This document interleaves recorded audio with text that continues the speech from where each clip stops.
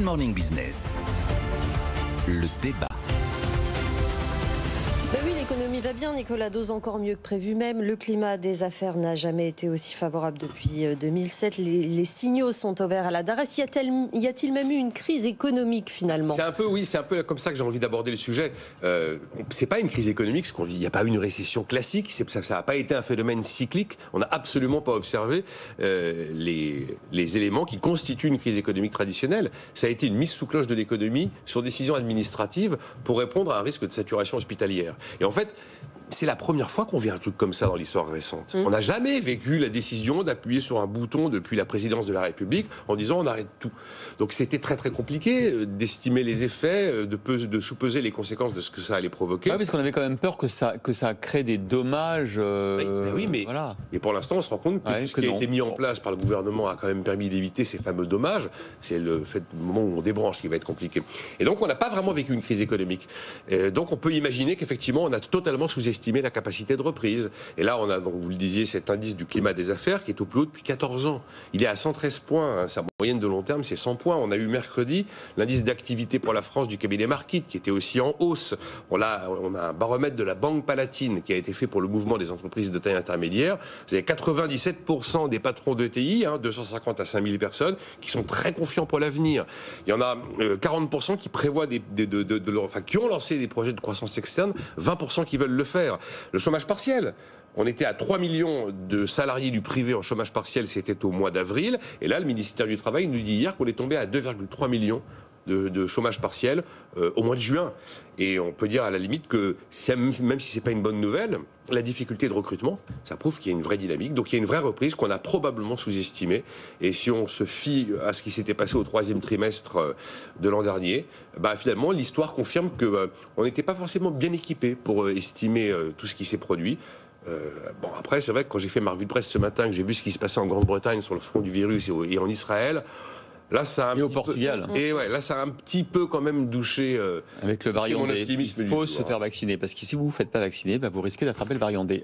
Jean-Marc Daniel, est-ce qu'il y aura quand même des séquelles de cette non-crise économique ?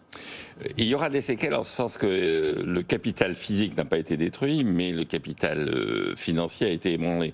Quand vous regardez donc les conséquences du choc, c'est comme vient de le dire Nicolas, c'est un choc purement exogène. C'est pas du tout la dynamique interne de l'économie.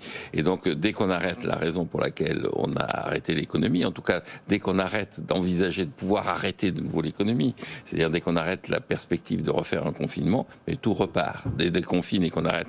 Or je pense qu'il n'y aura plus de confinement, parce que sur le plan politique et sur le plan économique, ce serait de nouveau insupportable et qu'on a un outil plus ou moins efficace, on le voit avec Israël et le Royaume-Uni, mais enfin qui a fait ses preuves, qui est la vaccination. Et donc, quand on regarde le bilan maintenant qui est derrière nous, qui est objectivement derrière nous, 80% de la chute d'activité a été absorbée par la dette publique et 20% par les entreprises.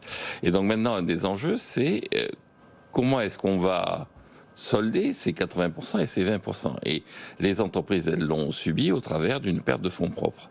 Je pense que alors c'est pas cette année que ça va se solder, parce que d'une part, on ne sera pas de nouveau au niveau de 2019 directement cette année, et puis d'autre part, on rentre dans une année électorale, mais je pense qu'il va falloir faire appel à la solidarité, à l'effort des ménages. On ne peut pas faire reposer exclusivement les conséquences du confinement sur l'État, c'est-à-dire un être assez flou, mais qui est quand même, d'une façon générale, l'économie et le pays, et sur exclusivement les entreprises. Donc, un des enjeux sur les séquelles qu'il peut y avoir, c'est comment est-ce qu'on va demander un effort ? Qui va payer ? Comment on va demander un effort aux ménages ? Et donc, je maintiens, je crois qu'il y a deux façons de demander un effort aux ménages, c'est augmenter la durée du temps de travail. On n'a pas travaillé pendant 55 jours au printemps dernier. On peut les rattraper sous une forme ou sous une autre. Et puis, à ceux qui ne peuvent pas augmenter leur durée du temps de travail parce qu'ils ne travaillent pas, leur demander un effort financier. Les retraités ? Voilà, les retraités. J'ai bien compris. Quand on regarde les autres pays, il est clair qu'effectivement, plus on a été violent dans le confinement et plus on a été violent vis-à-vis des entreprises, plus la reprise est tardive. C'est-à-dire que les gens qui repartent tout de suite, comme la Corée ou les États-Unis, ont assez peu sollicité finalement les entreprises. Il n'y a pas que le travailleur et le retraité, tout le monde va payer. Le créancier, il va payer probablement par des pertes et des défauts. qui vont forcément se produire. L'épargnant, il va payer par de l'inflation. Voilà, tout le monde va payer cette crise. Bon, écoutez, on va attendre le plus tard possible pour. Oui, c'est pas pour tout de suite. Mais bon. Merci Jean-Marc Daniel et Nicolas Dose.